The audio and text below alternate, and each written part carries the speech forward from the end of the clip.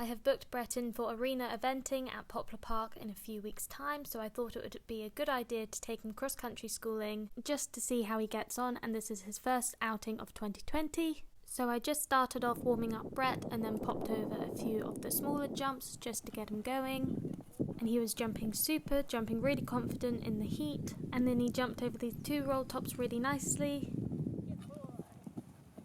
And then he jumped over this larger fence really well. It's funny though, because I haven't been cross-country schooling on Brett for ages, and he's sort of semi-retired and not competing as much as he used to do. And so cross-country schooling was just a little bit of fun and getting him back into the swing of things. And then Brett went down and up the hill really nicely, and then towards the roll top where he just decided that it was a little bit on the large side, which is totally fine. I'm so happy that this pony knows his limit. He is 18 now, and you know, he doesn't need to prove anything. I just got a little bit excited and pointing him at a slightly larger roll top, and we checked him over and he was totally fine. I was fine, and then we just jumped a few of the smaller fences just to get his confidence back, and then he went back to his old self and was jumping amazing for the rest of the morning. I think Brett was super happy to be back out doing some cross country. He absolutely loves it, and it's so lovely to see him so happy and healthy, and he's still the same old sassy pony that we all know and love. And unlike Ruffian, Brett absolutely loves going through the water combinations. He's such a water baby, and out cross country he always looks as happy as his ears are always pricked forward, and he's just so cute.